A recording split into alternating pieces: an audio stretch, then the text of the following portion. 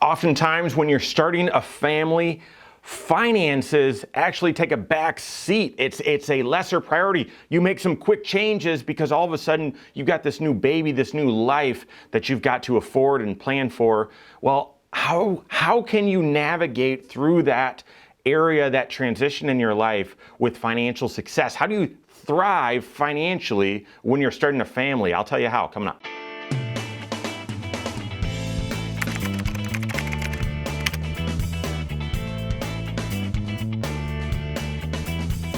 My name is Mike Bernard. I'm the host of the Wise Money Show. I'm also one of the certified financial planners right here at Corhorn Financial Group. Make sure you hit that subscribe button, turn on notifications, and smash that thumbs up button. So one of the most exciting life transitions you'll ever go through is having a baby and starting a family. That's so exciting, and yet financially it can be at times pretty scary, overwhelming, at least scary for me. It was scary when we had baby number one. Financially, it was scary when we had baby number two, and I'm going to tell you right now, I'll let you in on a little secret. Cindy, she doesn't watch these, so it's just between me and you. I was financially worried to have baby number three. It was one of the reasons we waited a long time and talked about it. I was like, okay, should we have another? My kids they're 11, 8, and 3 on purpose. So there's a big gap there. It wasn't, all the hesitation wasn't just on finances, but finances were a hesitation. And so it should be an exciting time in your life, but it's hard not to worry about finances. And sometimes people, instead of worrying about finances, they just say, well, cut. Okay, fine. We'll stop saving for retirement. We'll stop doing this. We'll blah, blah, blah. That's fine. Other times people say, no, well, we need the bigger vehicle, we need the bigger house and whatever, and so we'll just make it all fit and we'll go into debt and whatever else. How do you thrive during this life transition? And I pause and say that because some people just get through, some people just survive, some people just make it work. How can you thrive financially when you're starting a family? And therefore, your life priority is not on finances, and you're not just then going to spend the next decade responding to, going backwards financially during this time. How do you thrive during one of the most exciting times of life? Well, it's not what you expected, but the answer lies in building 3 budgets. I mean, how geeky is that? How geeky is that? Make sure you hit that subscribe button because you might just want to turn this video off right now. No, it really is. It really is. It's a whole bunch of other things, but it starts with, you've got to build 3 budgets. You're going to start a family. You maybe found out you're pregnant and now it's real. Okay, 3 budgets, let me tell you.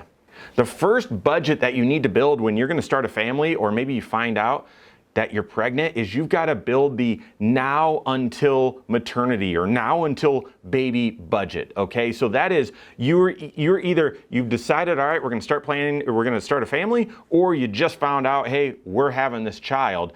You've got somewhere between 8, 7, 9 months to go. Okay, where, all right, for the next 9 months or 8 months or 7 months, financially, we've got the same amount of income coming in and we don't have a bunch of new bills, but we know big life transitions coming up, and therefore you build a budget to cover those 8 months or so based on your reprioritization of goals. Okay, and so that budget needs to be based on these new goals. And what are these new goals? I would sit down with your significant other, I'd sit down with your spouse and your certified financial planner and talk through what should these goals be. Maybe that number one goal is, all right, we've got a high deductible health plan. We've got to save up money to be able to pay the deductible when we have this kid, and cover the ultrasounds, although those have gotten cheaper over time, and the other expenses, whatever. Okay, maybe that's number one goal. Maybe number 2 goal is,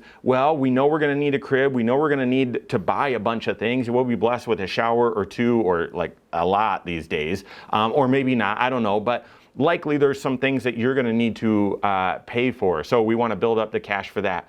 Third idea, maybe, well, there's going to be maternity, and in order for us to manage financially that maternity time period where income's down, we need to save up, at least for us, we need to save up $3,000 between knowing we were going to have a child and actually that baby coming to the planet, because we needed $1,000 a month during maternity while my wife was off of work or whatever. So maybe that's part of the goal. Maybe I've heard this. Maybe your goal is we want to take a pre-baby vacation. We want to have our last vacation before before we're parents or before we add another person to the family.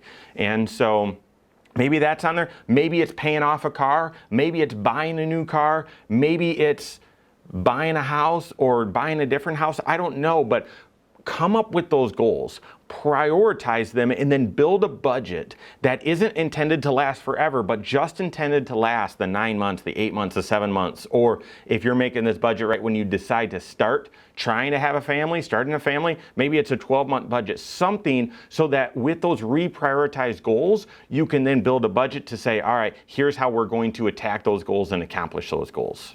So that's the first budget. The second budget that helps you thrive financially during this time of starting a family is the maternity budget. Okay, that's the budget that most people have maternity for somewhere between 1.5 to 3 months. I think it's common to take 12 weeks off, 3 months off, but who knows what's common anymore, okay? So it's also common that during that time your income might change, right? Maybe you work for a company that fully pays for while you're off on maternity.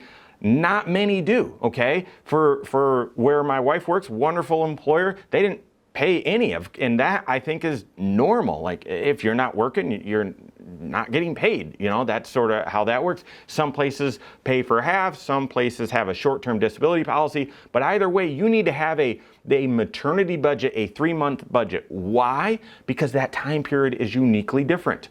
How is it uniquely different? Income is down. You're either down to 1 income or 1.5. Income is different.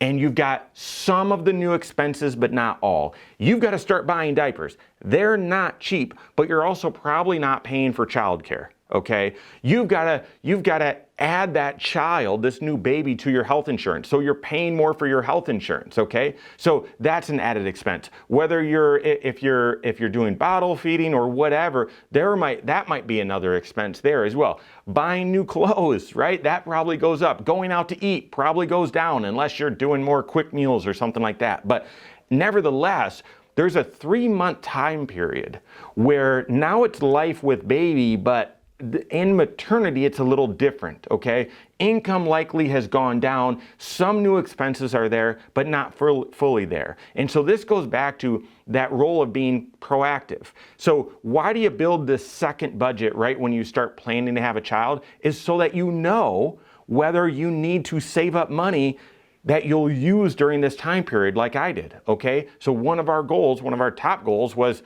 finding a way to save up $3,000 pre-baby, because in order to make the budget work during maternity, we needed $1,000 a month in order to make it work. Because again, Cindy didn't have any income during that time.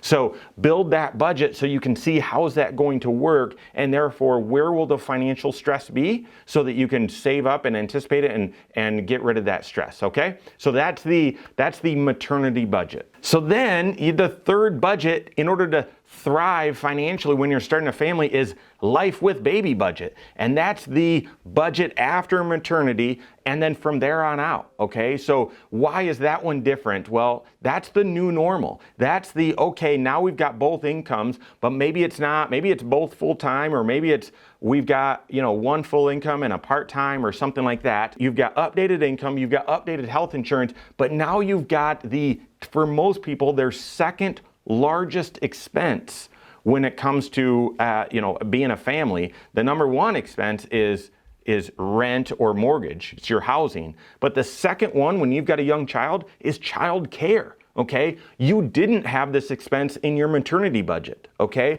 but unless someone is staying home full time, you now have that expense in the life with baby budget. Okay, so, and you've got all of those expenses, all of them, that some of them were there during maternity, the diapers and the clothing, but now you've got, well, again, whether you're bottle feeding or not or whatever, but you've got more expenses there in the life with baby. You might start saving up for vacations again. You might start, so those are the three budgets, right?